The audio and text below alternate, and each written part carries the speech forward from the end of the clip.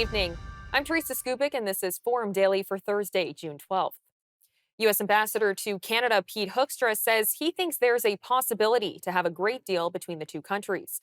His comments come as the Prime Minister's office is neither confirming nor denying a report about a potential trade deal.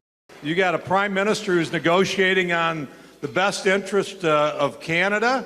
You've got a President who's negotiating on getting the best deal for the United States of America. And Mercedes tells me that CBC is the most reliable source in Canada, and they have announced that they have an agreement. I would think that coming from CBC is probably good news for all of us. Well, there are a lot of skeptics in this room. Whoa, and I thought there was skepticism. Anybody can applaud a potential deal between the U.S. and Canada? Come on. And I thought the media in America was in tough shape. Might be in a worse place here. During a talk at the Canadian Club of Ottawa, Hoekstra says you really don't know what's in a deal until one is announced. The report says that the U.S. and Canada are hashing out a working document that outlines details of a potential deal and states that Canada will take part in Donald Trump's Golden Dome missile defense project. The ambassador also spoke on the importance of Canada being included in the Golden Dome. You've got capabilities, and it's like, how we settle on who does what and who pays how much and where, we might be in a position. Again, I'm a marketing guy, okay?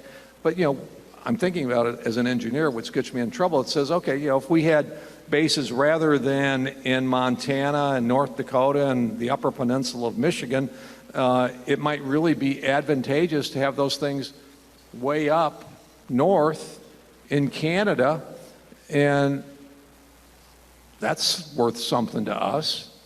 That, these are the types of things that really smart people would get in a room and talk about. Yeah, the trajectory. You might even get in the room. Right now, most missiles will be shot down over Canada because of the trajectory of ground-based missile defense. Yeah. A lot of your assets will be based in space, presumably, for a Golden Dome, but you do need to be able to see over the horizon, yeah. Which is Canadian territory that you're required. So I guess what I'm trying to get at is, do you think there's some flexibility in that number? Is that the Donald Trump throw out a big number and negotiate from there possibility? You might find out that that's a really cheap number when you actually start taking a look. But I mean, right now, it is what the president has laid out there, and it's a beginning of a discussion as to exactly, what Golden Dome will do and how, because, he wants to build it in 3 years. You might have laughed when we said we were going to secure the border in 60 days. This one's a little more technical, though. This is a little bit more technical, yes. Government House Leader Stephen McKinnon says that the Liberals won't split up new legislation to advance projects deemed to be in the national interest. We've been very clear. We were clear in the election campaign. We were clear in the throne speech. We've been clear ever since that this is that this is a bill that responds to economic conditions caused by the tariff war, among other things, and mobilizes premiers, mobilizes Canadians from coast to coast to coast behind projects of national significance. These projects have a certain urgency, as do interprovincial trade barriers that must fall. So this is a very comprehensive bill. We understand that it's going to be debated, but it's something that we solicited and secured. Bill C-5 addresses internal trade barriers and makes sweeping changes to speed up approvals of major projects. The Bloc Québécois argue that splitting the legislation would allow the House of Commons to quickly pass the internal trade portion. The minority Liberal government needs the support of at least 4 MPs from another party to pass the bill. An Air India passenger plane bound for London, carrying more than 240 people, crashed this morning in India.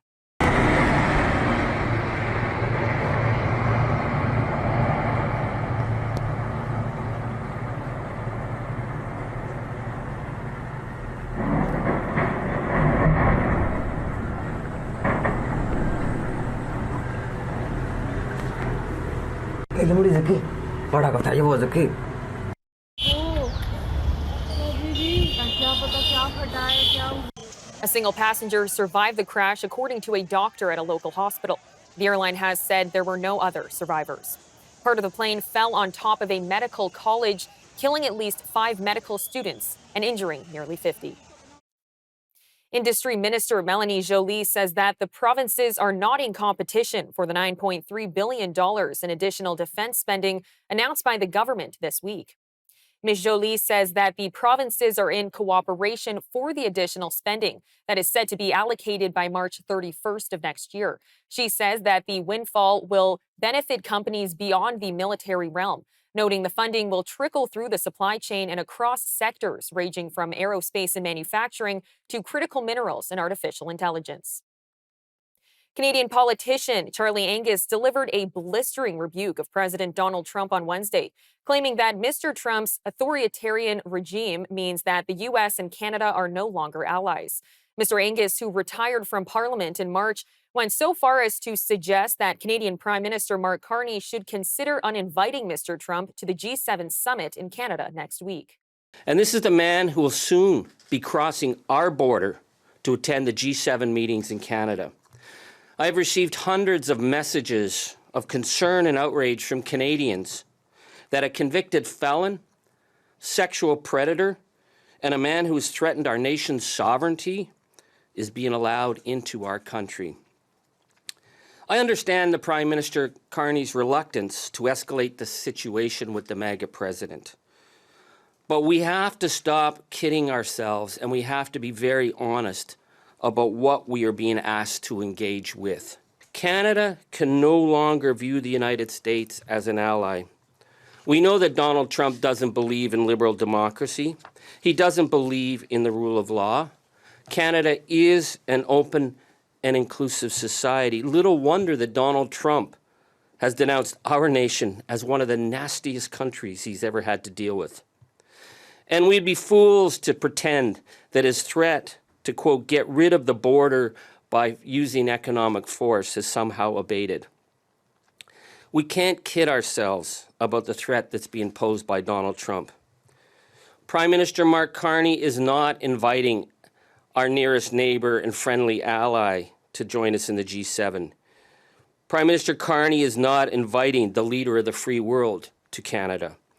He is welcoming in Vladimir Putin's sock puppet, who will have the best seat in the key negotiations with the G6. Donald Trump will be there as we attempt to negotiate a deal in a dark new world. And we know that Donald Trump is there to undermine us at every step of the way. Canada must be focused on containing this clear and present danger to our nation and the rule of law.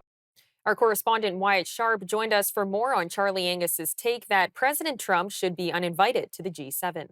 Former NDP MP Charlie Angus from the Thunder Bay area has went on a little bit of a tangent about Donald Trump being invited to the upcoming G7 summit taking place in Kananaskis, Alberta. Angus talking about a number of different factors, including the trade war happening between Canada and the United States, but also the ICE protests that are taking place against immigrations and customs enforcement in Los Angeles, California, where Trump has deployed a number of Marines, even the National Guard, to try and address this situation. Angus is saying that the treatment of a number of these protesters who are there goes against some of the kind of ethical standards that police officers are set to uphold, especially in a city like Los Angeles. But it comes at a time when many other people are also boycotting various events that Donald Trump is attending. You saw just last night with the Kennedy Center, Donald Trump was asked about the fact that a number of different celebrities opted not to attend the event solely because he himself was going to be participating. That's one component of this.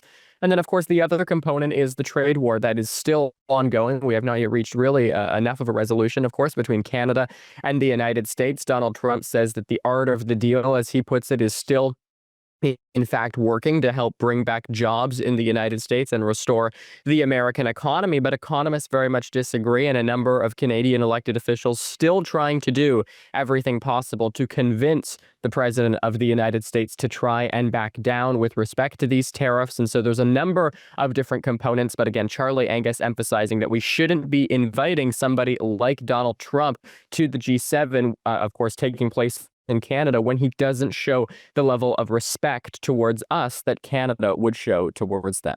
Certainly, there are a number of different things that are being said right now with respect to Donald Trump. And so people certainly making the connection that if we are kind of on the pathway to a deal, it would indeed be counterproductive. This kind of meeting here, of course, and the number of meetings that will take place over the course of the G7, likely to play a pivotal role in kind of advancing forward some of these talks. Coming up next, we'll be joined by our news director to unpack the ongoing immigration riots in Los Angeles. And veteran rock star Bruce Springsteen slammed the U.S. administration during a concert on Wednesday in Berlin. We'll have these stories and more of today's top national and international headlines right after the break. Forum Daily News. We'll be right back.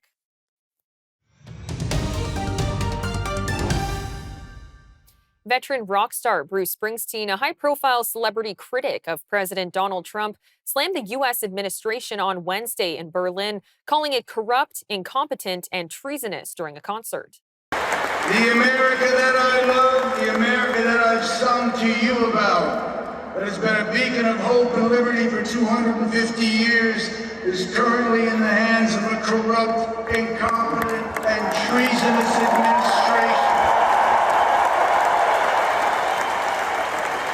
Tonight, we ask all who believe in democracy and the best of our American experiment to rise with us, raise your voices, stand with us against authoritarianism, and let freedom reign. The comments were particularly moving given the concert's venue. Originally built for the 1936 Olympic Games, the historic site still bears visible scars from World War II and hold reminders of the country's dark past. And protests have now spread across the United States following days of unrest in Los Angeles sparked by federal immigration raids. The demonstrations began after federal agents detained large numbers of undocumented immigrants, many in neighborhoods with sizable Latino populations. California is no stranger to immigration enforcement, but instead of focusing on undocumented immigrants with serious criminal records and people with final deportation orders, a strategy both parties have long supported, this administration is pushing mass deportations, indiscriminately targeting hardworking immigrant families, regardless of their roots or risk. What's happening right now is very different than anything we've seen before.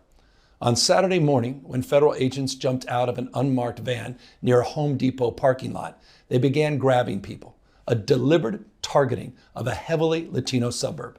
A similar scene played out when a clothing company was raided downtown.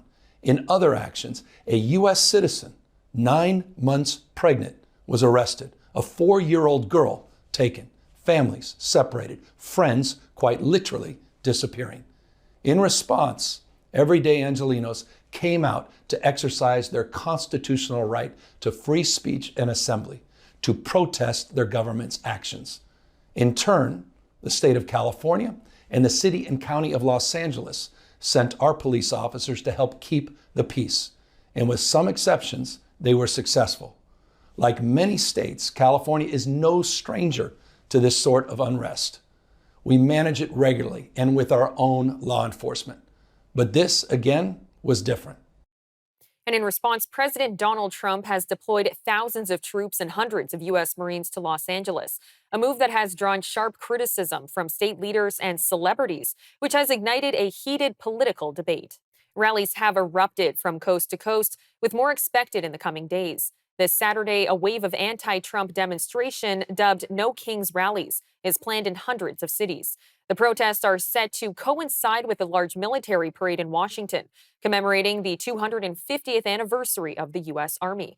I'm now joined by our news director, David Clement, to unpack the protests that are happening across the U.S. David, now we're seeing these protests spread to dozens of cities in the United States.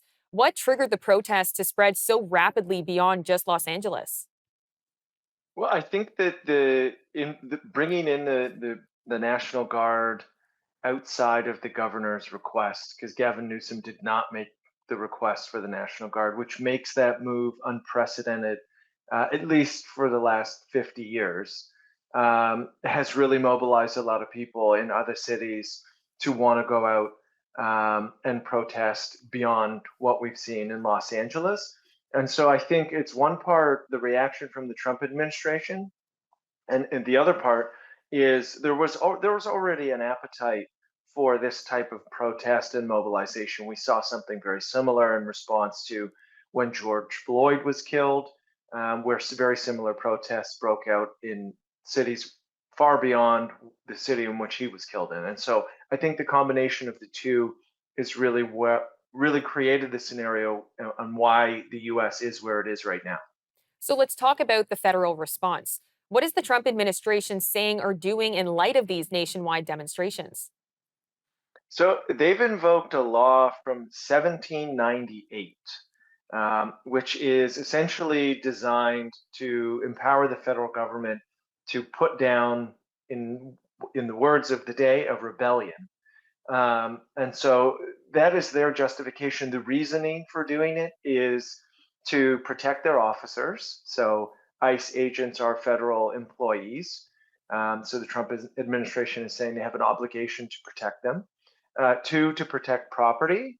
And three, which we've seen more so from senior officials in the White House and members of the Senate and Congress who are supportive of the president, is saying, well, if the state is not going to calm the unrest and deal with the rioting and looting, the examples of people throwing Molotov cocktails, destroying property, lighting Waymo vehicles on fire, well, then the federal government's going to go in and do the job that the state isn't going to do.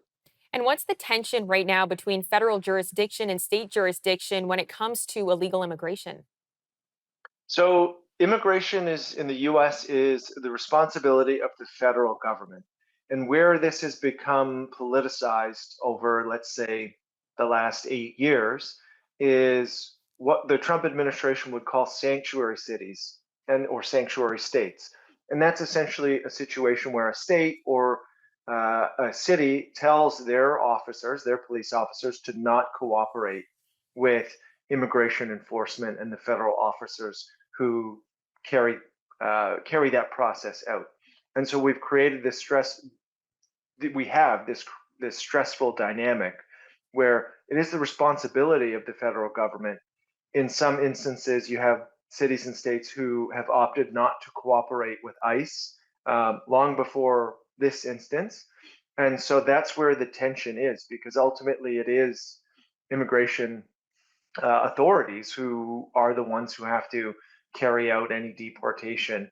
And so that's where the tension lies, and that's where things have gotten really complicated and politicized across the board. Well, people have been arguing that with Donald Trump using military force to block the protests, that's removing people's right to protest. Is there truth behind this?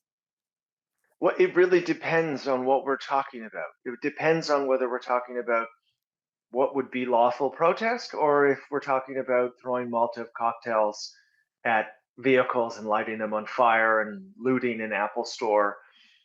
As with most of these large protests, it's a balance between, well, are they mostly peaceful, or mostly peaceful, and do we have, let's say, some bad actors, or is the level of unrest and looting and potential for violence high enough where it's not a protest anymore, right? It's the difference between using the word protest and using the word riot, because it really all depends on where it goes. And I think, I mean, the viewpoint from the Trump administration here would be largely twofold.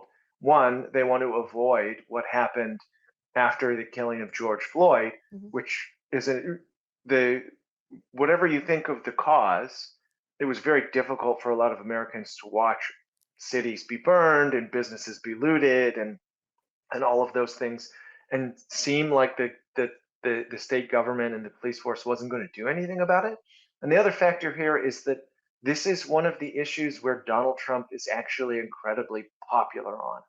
So mass deportation, according to the last poll, and that would be mass deportation of all illegal immigrants, was polling positively at 54%. If you go back to 2016, it was in the mid 30s.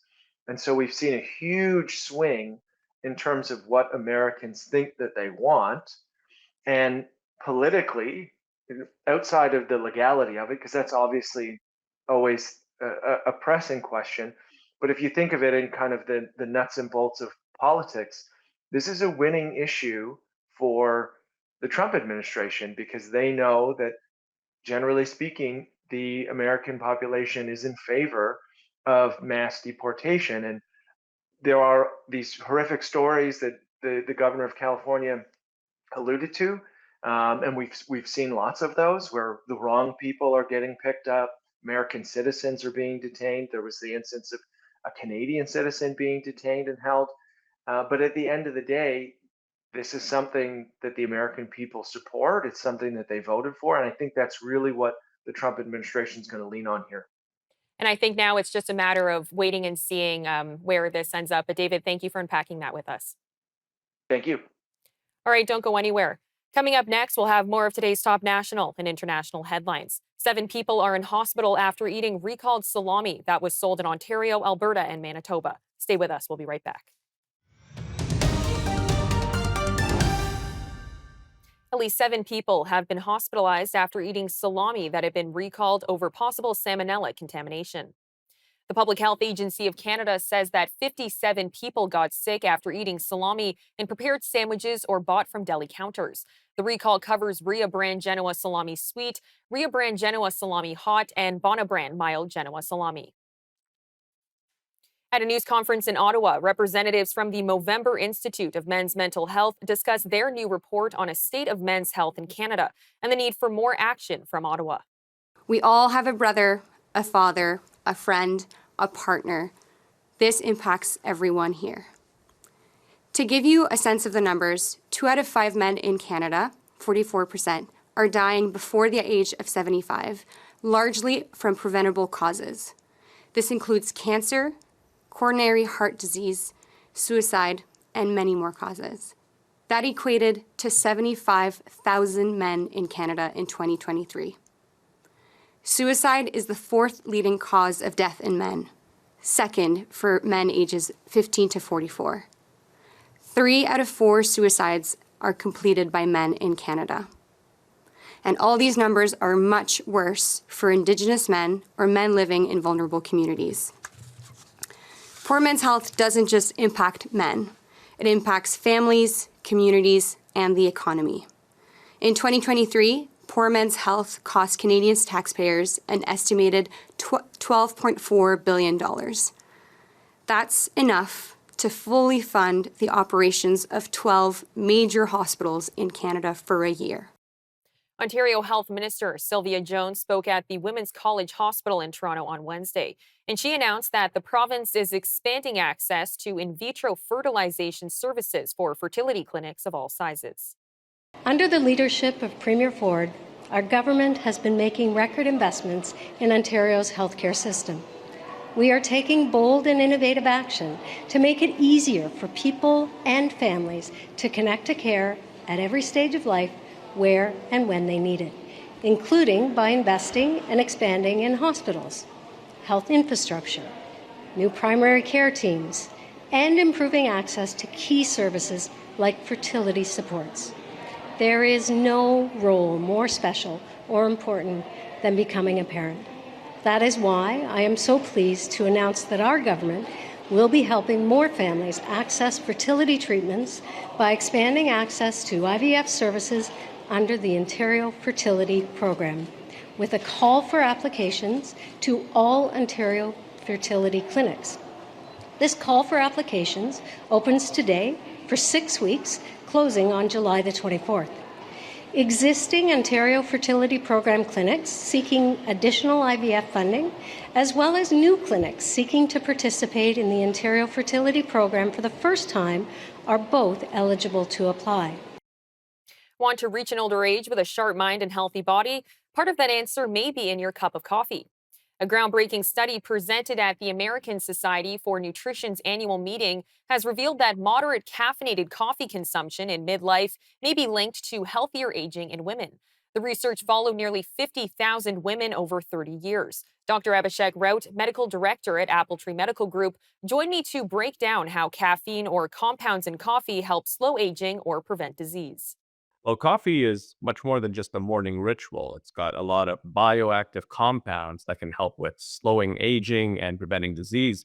When we look really into what coffee contains, we do find certain things like chlorogenic acids, which are very powerful antioxidants, and they can neutralize free radicals and reduce that oxidative stress that contributes to aging. We also, of course, have caffeine, which, of course, keeps us alert. Caffeine can also modulate a lot of stress responses and lower inflammation in general. And some studies show it may even support DNA repair. As part of caffeine, we also have polyphenols, which are found in coffee beans specifically. And these polyphenols will help protect cells from damage and they'll reduce the risk of chronic diseases like cardiovascular disease and type 2 diabetes. And then finally, we also see NAD plus boosting molecules. This has been very popular in the anti aging world recently. But these NAD plus boosting molecules in coffee suggest that by increasing the NAD plus levels, we do see an improvement with cellular energy and repair, which is something that we see that declines with age as well. The study followed nearly 50,000 women for over 30 years. So I asked Dr. Rode how significant that kind of long term data is in nutrition and aging research, as well as why only women were used for this study. Well, I think that's very critical. So this type of long-term study is not commonly found anymore, and it's great to see research which has that level of magnitude. So we try to see it, and we try to do that specifically in nutrition and aging research because it provides a lot of robust, real-world evidence on how dietary habits will influence health, but also how those dietary habits change over time. So, a 30-year study really allows researchers to track patterns, track risks and benefits that might just not be visible in shorter trials. So, overall, these capture long term, lifelong trends, and aging is a very gradual process, so it helps capture this.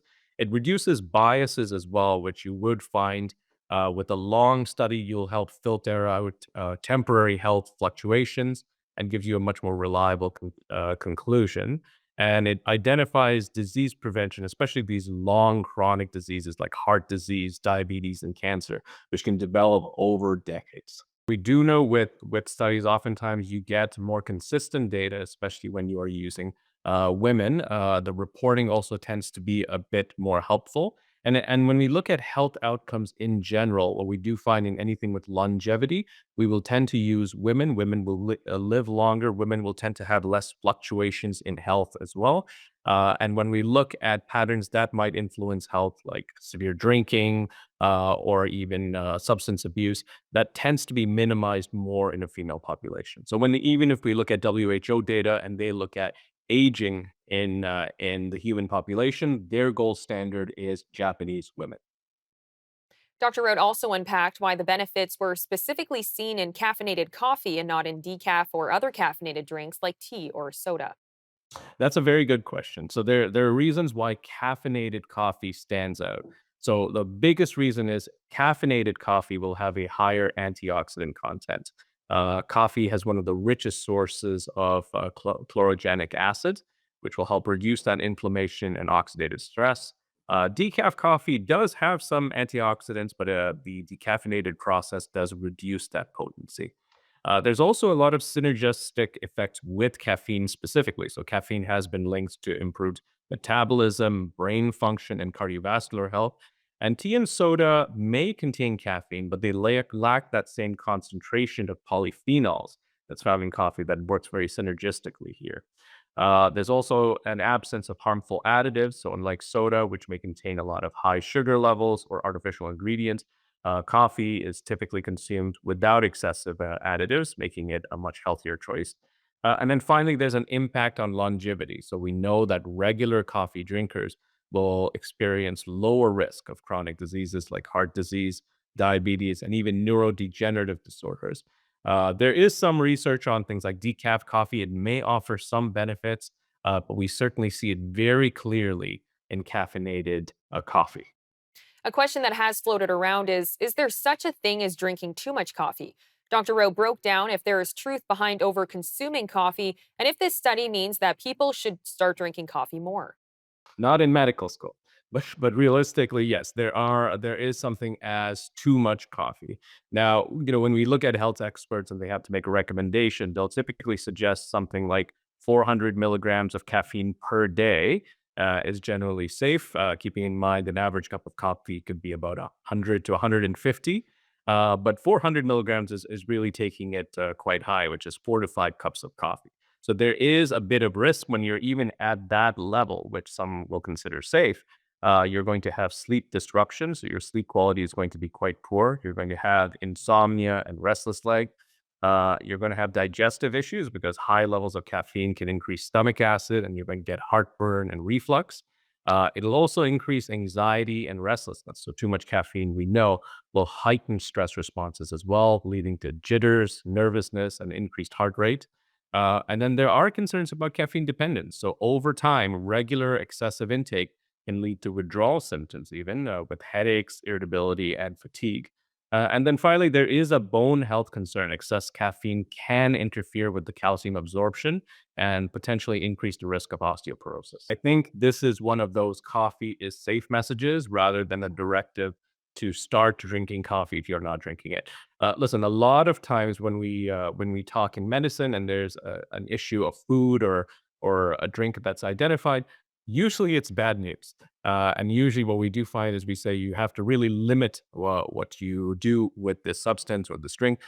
This is one of those good news studies where, those who are already drinking coffee in a relatively safe level can, be reassured that coffee is relatively safe and can be part of this healthy lifestyle, which can improve heart health, brain function, and even metabolic balance. Coming up, Premier Scott Moe promises a $500 payment to all adults in Saskatchewan impacted by wildfire evacuations in the province. Forum Daily will be right back after these messages.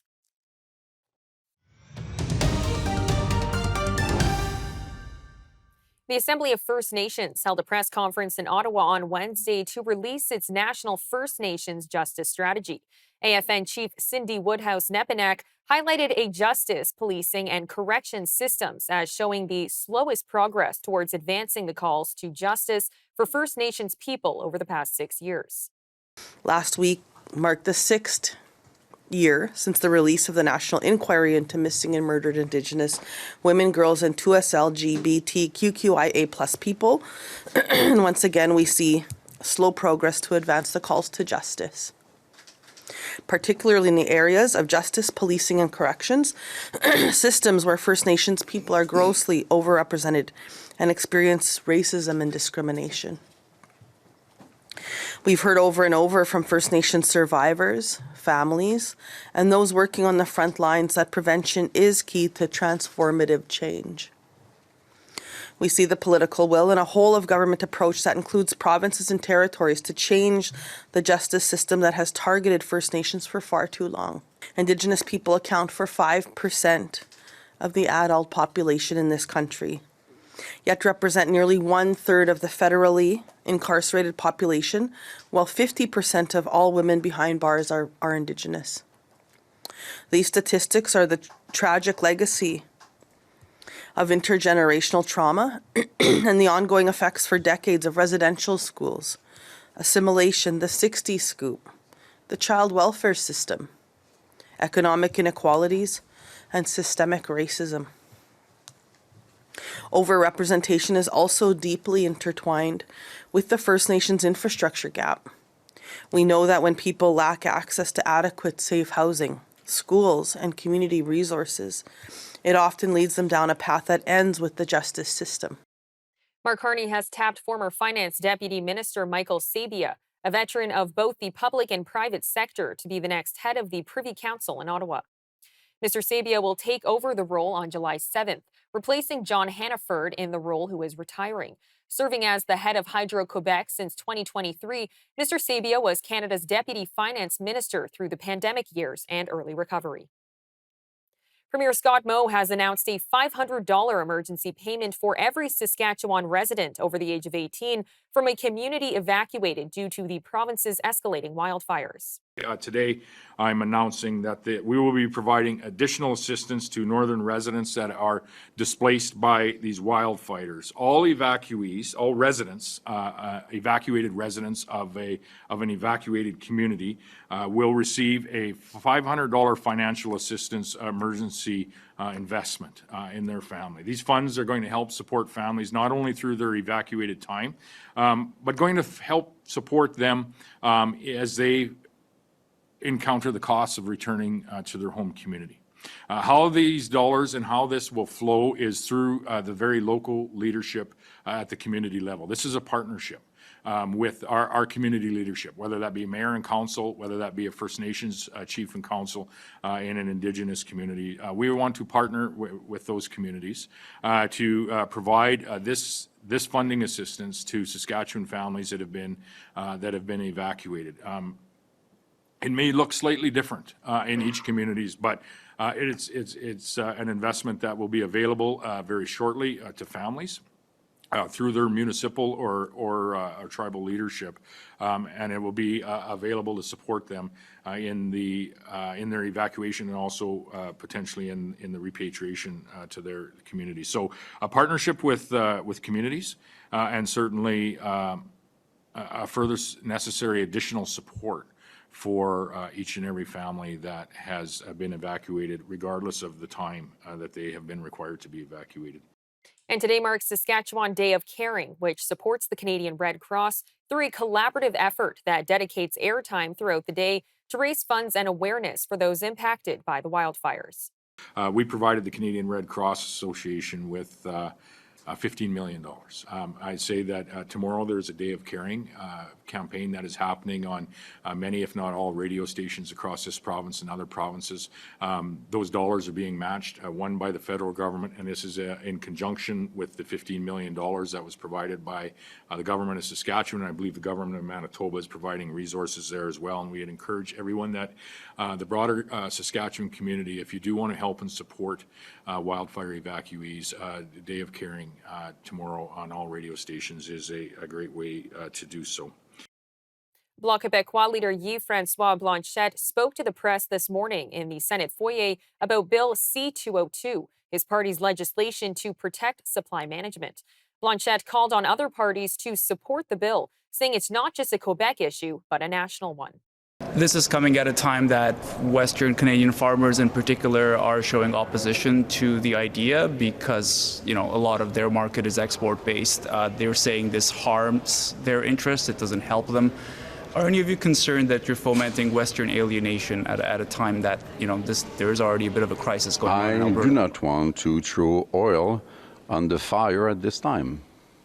But aren't you doing that with this bill? I'm asking. I'm not throwing oil on the fire at this time. I'm sorry. This bill is not about Quebec. This bill is about Canada. So supply management represents 33% of the farms productions in Quebec. It does represent 33% in BC. It represents over 40% in most of the Atlantic provinces. So this is an issue which is purely trans-Canadian. Harvey Weinstein has been convicted of one of the top charges in his sex crimes retrial. But the former movie mogul was also acquitted on Wednesday of another charge, and jurors were as of yet unable to reach a verdict on a third charge. Following the sentencing, his accusers expressed relief to the guilty verdict. It's a big win for everyone. Harvey Weinstein will be in jail. He was convicted 3 times on very serious crimes. Me testifying in this court is for all the women and all the young survivors who has been victims of sexual assault and domestic violence. Unfortunately, I suffered through both of these traumatic events. And I truly hope from the bottom of my heart that standing here right now will give courage to others to speak up, to don't suffer in silence.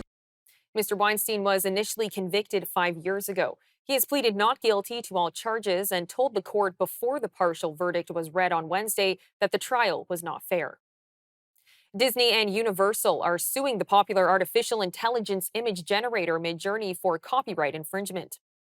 The complaint by the 2 Hollywood studios calls Midjourney, quote, a bottomless pit of plagiarism. It also claims that the San Francisco-based AI company ignored their requests to stop pirating their libraries to generate and distribute unauthorized copies of their famed characters. Midjourney did not immediately respond to a request for comment. Brian Wilson of the Beach Boys has died at the age of 82, one of the world's most beloved and influential musicians. His family posted the news of his death on his website on Wednesday.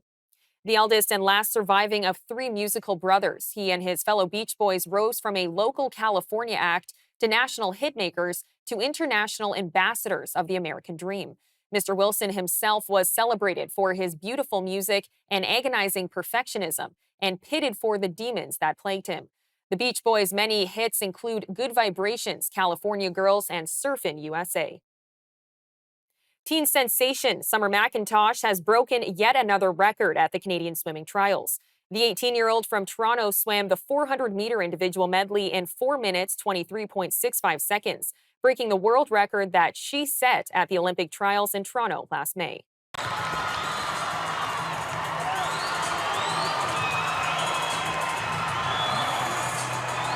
Summer McIntosh. She broke the world record in the 400 freestyle. She broke the world record in the 200 individual medley. And right here tonight, she will break the world record.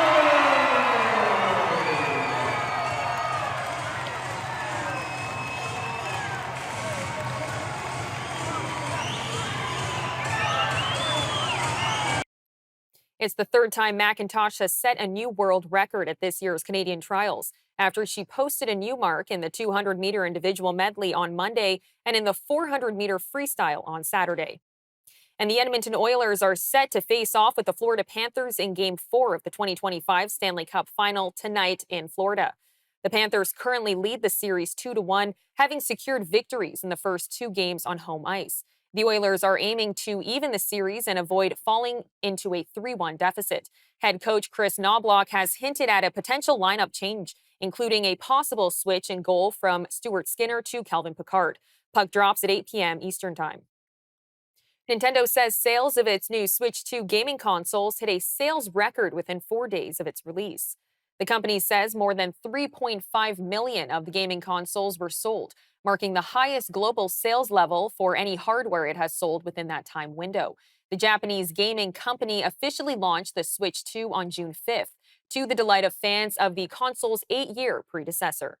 I'm Teresa Skupic, and that'll do it for your look at national and international news for today. For more news on demand, you can always visit our website at forumdailynews.ca, and make sure to follow us on our social media handles on X and TikTok. Good night, Canada.